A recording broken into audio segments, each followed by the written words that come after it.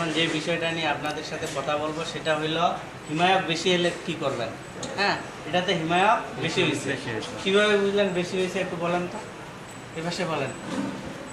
জি sir, আমার এখানে হিমায়ক নেওয়ার প্রয়োজন ছিল যে 10-এর উপরে বা একটু উপরে, শুধু চার্জিং প্রেসার 10 থেকে 12 পিএসআই, কিন্তু 10-এ রাখলেও হয়। ঠিক আছে, 10 বা 10-এর একটু নিচে হয় বাস্তব। ঠিক আছে, 10-এর নিচে কি হিমায়ক চার্জিং সম্পন্ন হয়। এখন কত আছে? এখন স্যার আমার 15 পার হয়ে গেছে, অর্থাৎ 15 একটু নিচে পার হয়ে গেছে। 15 পার হয়ে গেছে। আর এম্পিয়ার কত নেওয়ার কথা ছিল? এম্পিয়ার নেওয়ার কথা ছিল 0.98। 0.98। এখন কত নিচ্ছে? এখন নিচ্ছে 1.12। 1.12, তার মানে বেশি এম্পিয়ার নিচ্ছে না। এখন বলি আপনাদের আমি, আর 600 এর ক্ষেত্রে যদি হিমায়ক বেশি হয়ে যায়, যেহেতু 0-র নিচে থাকে, এই অবস্থায় যদি আপনি গ্যাসটা ছাড়তে চান তাহলে বের হওয়ার পরিবর্তে আরও ভিতরে বাতাস প্রবেশ করবে, তাই না বিষয়টা? তো R-600 এর ক্ষেত্রে যদি বেশি হয়ে যায় তখন কি করা লাগবে? সিস্টেমটা বন্ধ করা লাগবে। বন্ধ করে যখন প্রেসারটা 10-20-এ বা 30-এ চলে যাবে তখন আমাদের পরিমাণ মতো হিমায়ক বের করে দিতে হবে। মনে রাখতে হবে যতটুকু মনে হয়েছে এতটুকু এতটুকু দিয়ে বেশি হয়ে গেছে ততটুকু ছাড়ে দিতে হবে।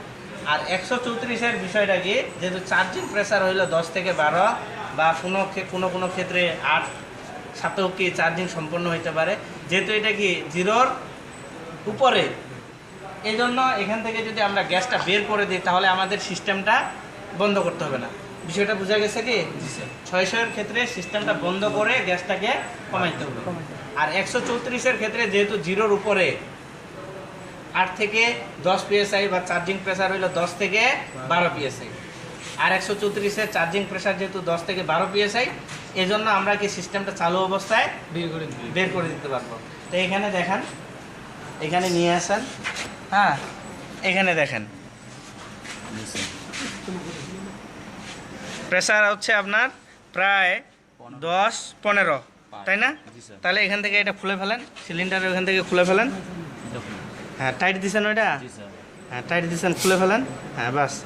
তাহলে এখান থেকে আমি খুলে নিচ্ছি যেন এখানে সুন্দর করে কি চেপে ধরা যায়। আপনাদের এম্পিয়ারটা একটু দেখেন, এম্পিয়ার কত নিচ্ছে? 1.1। দেখেন আমি এখন গ্যাসটা ছাড়ে দিচ্ছি। এই যে এটা খুললাম, দেখতে পাচ্ছেন আপনারা সবাই? এই যে ছাড়ে দিলাম, এভাবে চেপে, এটা লুজ দিয়ে চেপে ধরে এভাবে ছাড়ে দিতে হবে। একেবারে ছাড়ে দেওয়া যাবে না, তাহলে তো আইডিয়া পাবেন না। ঠিক আছে,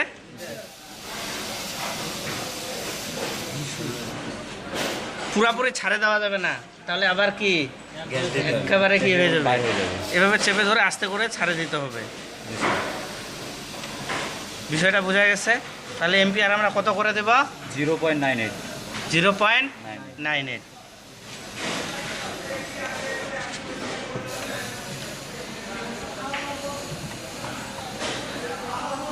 অনেকটা হিমায়ক বেশি হয়ে গেছে না?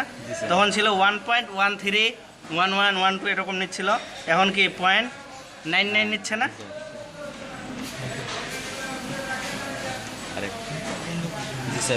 এবার ঠিক আছে না?